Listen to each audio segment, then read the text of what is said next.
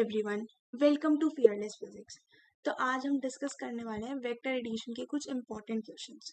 तो सबसे पहला question, magnitude of OA vector, OB vector and OC vector are given in the figure are equal. ठीक है, and हमें क्या निकालना है इसमें, direction of OA vector plus OB vector minus OC vector with X axis क्या हो। तो यहाँ पे तीन वेक्टर्स दे रखे हैं, एक ओए वेक्टर है, दूसरा ओबी वेक्टर है, तीसरा ओसी वेक्टर है। अब ये तीनों वेक्टर्स के डायरेक्शंस बता रखे हैं with respect to X axis, and now हमें बताना है कि रिजल्टेंट वेक्टर की डायरेक्शन एक्स एक्सिस के साथ क्या होगी। सबसे पहला स्टेप तो हमने इन तीनों का मैग्नीट्यूड हमें इक्वल दे रखा है, तो हमने इन तीनों का मैग्नीट्यूड लेट कर लिया ए। ठीक है, अब इसके बाद हमें रिजल्टेंट की डायरेक्शन निकालनी है with respect to X axis. ठीक है, अगर मैं इसको ऐसे रिजल्टेंट का फॉर्मूला लगाऊं, हमें इन दोनों के बीच का एंगल पता है, मैं रिजल्टेंट का फॉर्मूला लगा के करने की कोशिश करूँ तो बहुत कॉम्प्लिकेटेड हो जाएगा अगर मैं पैरेललोग्राम लॉ से जाऊंगी। ठीक है, तो इसका ऑल्टरनेटिव हम क्या सोच सकते हैं, यहाँ पे सारे वेक्टर्स को हम रिजॉल्व कर दें along X axis and Y axis, and at the end हम इसमें O A vector plus O B vector minus O C vector निकाल लें, और जो भी वेक्टर आएगा रिजल्टेंट वेक्टर उसकी डायरेक्शन देख लेंगे एक्स एक्सिस का क्या आ रही है, उसका एंगल देख लेंगे एक्स एक्सिस का बेसिकली क्या आ रहा है। तो सबसे पहले मैंने क्या किया, ओ ए वेक्टर को रिजॉल्व किया। ओ ए वेक्टर ये है, तो एक अलोंग एक्स एक्सिस कॉम्पोनेंट होगा और एक कॉम्पोनेंट होगा अलोंग वाई एक्सिस। ठीक है, अब इसका मैग्नीट्यूड ए था ओ ए वेक्टर का, this is O A vector का मैग्नीट्यूड ए था। तो एंगल के साथ जो वेक्टर का कॉम्पोनेंट आता है दैट इज कॉस, एंड उसके जो परपेंडिकुलर आता है दैट इज साइन। और ये कैसे आता है, ये मेरे पास दे रखा है O, this is A, this angle is theta मान लेते हैं या 30 डिग्री मान लेते हैं। ठीक है, दिस एंगल इज थीटा। इस एंगल में अगर हम cos थीटा लगा के देखें, ओ ए बी, इस एंगल में अगर मैं cos थीटा लगाऊंगी then that is O B upon O A. यहाँ से ओ बी की वैल्यू क्या आ जाएगी, ओ ए कॉस थीटा, और ऐसे ही ए बी की वैल्यू क्या आ जाएगी, ओ ए साइन थीटा। तो इसलिए हम कहते हैं कि जो एंगल के साथ है then that is cos component, और जो परपेंडिकुलर है दैट इज साइन कॉम्पोनेंट। तो इसको हम लिख सकते हैं ए कॉस थीटा,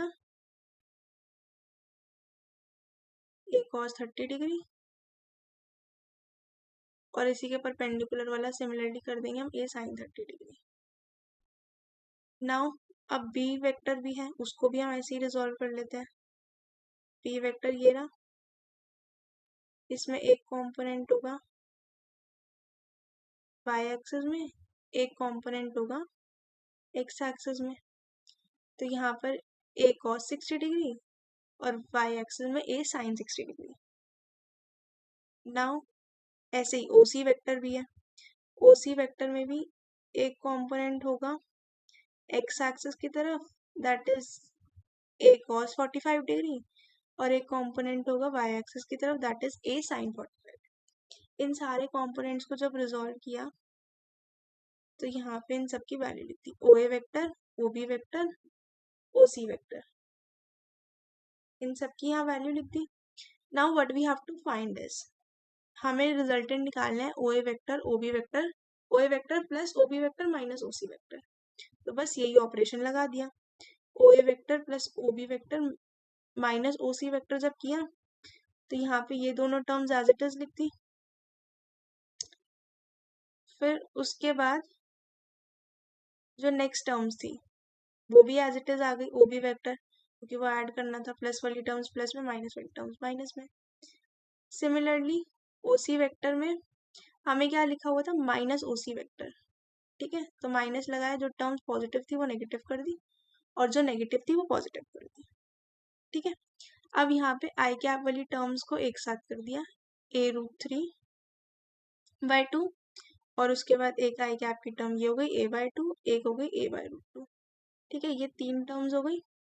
सिमिलरली जे कैप की भी टर्म्स होंगी, जे कैप में जो टर्म्स है these are a/2, -a√3/2 and -a/√2। अब इसको जब हमने लिखा तो आई कैप वाली टर्म्स ये रही, जे कैप वाली टर्म्स ये रही। अब कोई भी वेक्टर है उसका एक कंपोनेंट आई कैप का, अब फाइनली हमारे पास कोई एक वेक्टर आ गया, ये वाला जो पूरा वेक्टर है लेट इट बी है एक्स वेक्टर, जो रिजल्टेंट वेक्टर आया, ठीक है। अब इस वेक्टर का एक कंपोनेंट है एक्स कंपोनेंट और एक कंपोनेंट है वाई कंपोनेंट, और वो एक्स एक्सिस के साथ कुछ एंगल बना रहा होगा थीटा, वो मैंने लेट कर लिया। तो ये जो एक्स कंपोनेंट है और वाई कंपोनेंट है, अब इसमें tan थीटा अगर हम निकाल रहे हैं तो कैसे निकालेंगे, y बाय एक्स, यही होता है tan थीटा का फॉर्मूला, परपेंडिकुलर अपॉन बेस। तो वही चीज मैंने यहाँ पे लगाई, ये कोई एक्स वेक्टर बन गया था, अब यहाँ पे y बाय एक्स कर दिया, देन हमें tan थीटा मिल जाएगा। यहाँ पे y बाय एक्स किया, y की वैल्यू थी ये a/2 minus a√3/2 minus a/√2, ठीक है। और ऐसे ही x की वैल्यू यहाँ पे पुट कर दी, इसमें से a कॉमन लिया एंड √2 और एलसीएम लिया 2, जो कैंसिल हो गया। Then we get the answer as theta is equal to tan inverse this term, ठीक है। फर्स्ट क्वेश्चन में हमने बेसिकली वेक्टर के कंपोनेंट्स किए और उससे हमने सॉल्व किया ताकि हम एक्स एक्सिस का एंगल निकाल सकें। अगर मैं ऐसे करती कि यहाँ पे 30 और 60 डिग्री था, फिर इन दोनों का एक रिजल्टेंट निकालती, वो किसी एंगल पर आता है एक्स एक्सिस से, फिर वो एंगल मेजर करती और फिर यहाँ से करती, बहुत कॉम्प्लिकेटेड हो जाता, फिर ओसी वेक्टर के साथ भी रिजल्टेंट निकालना था।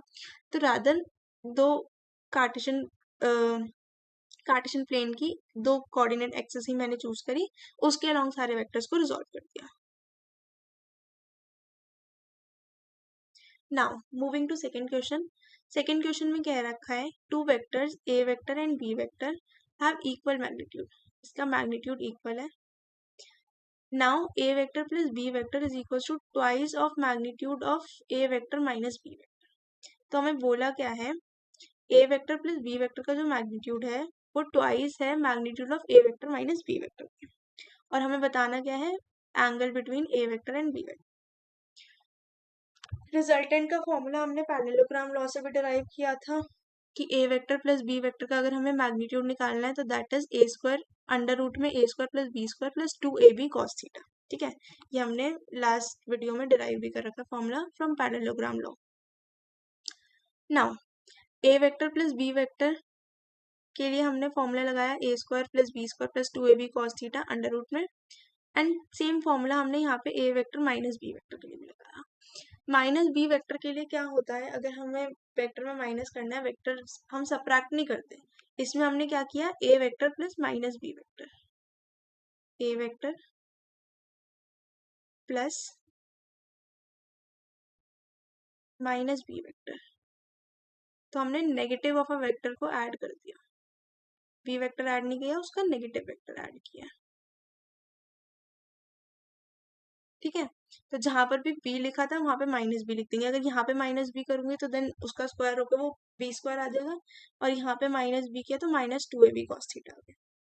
अब दोनों तरफ स्क्वायरिंग कर देंगे, रूट हटेगा और यहाँ पे 4 हो जाएगा, 2 का स्क्वायर होके 4a square plus 4b square minus 8ab cos theta, ठीक है। अब इस इक्वेशन को आगे हम सॉल्व करेंगे, तो यहाँ पे इसको सॉल्व करने के बाद 10ab is equals to cos theta is 10ab cos theta is equals to 3a square plus 3b square आया।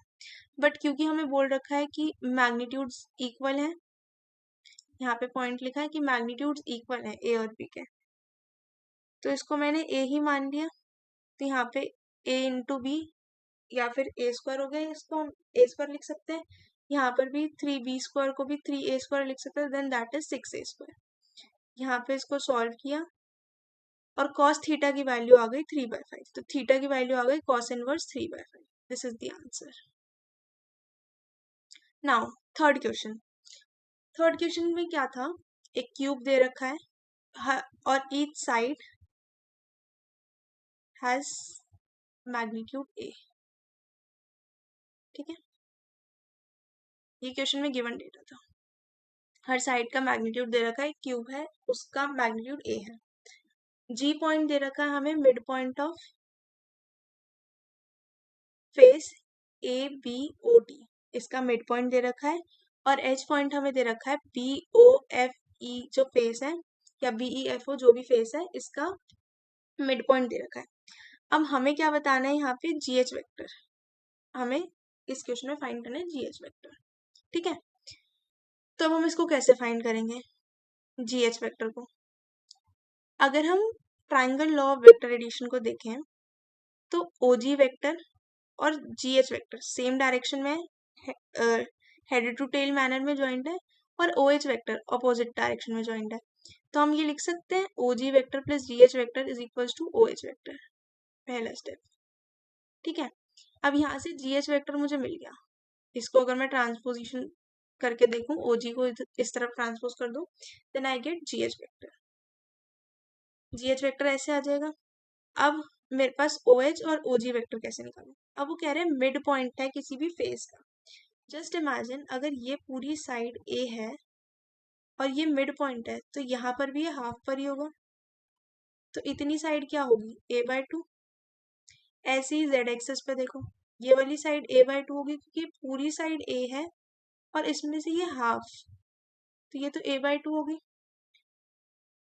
इसको अगर मैं कंपोनेंट्स करके लिखूं इसके, तो इसका y एक्सिस में भी a/2 है कंपोनेंट, और z एक्सिस में भी a/2 कंपोनेंट है। तो मैंने इसे वेक्टर फॉर्म में लिख दिया ओ एच वेक्टर को। सिमिलरली ओ जी वेक्टर को भी ऐसे ही लिख दिया, क्योंकि यहाँ पर a/2 होगी क्योंकि मिड पॉइंट दे रखा है हमें, तो a/2 आई कैप और a/2 k कैप, ठीक है। अब ओ जी और ओ एच वेक्टर की हम वैल्यू पता चल गई, वेक्टर फॉर्म में हमने निकाल लिया उसका वेक्टर क्या होगा, ओ जी वेक्टर और ओ एच वेक्टर। अब यहाँ पर हमने ओ एच वेक्टर और ओ जी वेक्टर पुट कर दिया। Now we get this as answer, G H vector. इसको सॉल्व करने के बाद ये कैंसिल हो जाएगी टर्म के कैप वाली, और जे कैप माइनस आई कैप हमारा आंसर हो जाएगा, ठीक है। Now last question, two forces हमें दे रखे हैं F1 एंड F2, ठीक है, सेम बॉडी पे एक्ट कर रहे हैं। One force has magnitude thrice that the magnitude of other force, पहले फोर्स का हमें मैग्नीट्यूड दे रखा है thrice of the other force, and the resultant of the two forces is equal to the force of the larger magnitude. अब इस line में वो क्या कहना चाह रहे हैं, क्वेश्चन में क्या लिखा हुआ है कि जो दो फोर्सेस हैं, एक का मैग्नीट्यूड अगर x है तो दूसरे का मैग्नीट्यूड हमारे पास 3x है, और जो रिजल्टेंट का मैग्नीट्यूड है that is equal to the magnitude of larger force, तो जो रिजल्टेंट है then that is also 3x। Now angle between F1 and F2 हमें निकालना है। नाउ सॉल्यूशन देखते हैं। हमें दो फोर्सेस दे रखे हैं F1 F2, एक इसका मैग्नीट्यूड हमने x लिया, इसका और F2 का मैग्नीट्यूड हमने 3x लिया, और इन दोनों के बीच में हमने कोई एंगल मान लिया थीटा, और इसका हमें ये पता है रिजल्टेंट का मैग्नीट्यूड जो है वो भी 3x है। तो रिजल्टेंट का हमने फॉर्मूला लगा दिया LHS में, x square plus 3x square plus 2x into 3x cos theta, और इसका रिजल्टेंट क्या है 3x है, तो ये हमने लिख दिया, इक्वेशन हमारे पास ये थी, इसको आगे सॉल्व कर दिया। नाउ स्क्वायरिंग बोथ साइड्स, जब हमने स्क्वायर किया तो x स्क्वायर, ये 3x का स्क्वायर हो गया 9x स्क्वायर हो गया, this is 6x square cos square theta, and this has become 9x square, क्योंकि यहाँ पे भी स्क्वायर किया हमने। इसको जब हमने सॉल्व किया then we get cos theta as -1/6, but यहाँ पे हमसे पूछा है मॉड एन की वैल्यू नहीं पूछी, मॉड एन की वैल्यू पूछी है। तो यहाँ पे जब हमने इसका मॉड लिया -6 का, देन दैट विल बिकम 6, तो इसका आंसर भी आ गया, एन की वैल्यू वी गेट 6।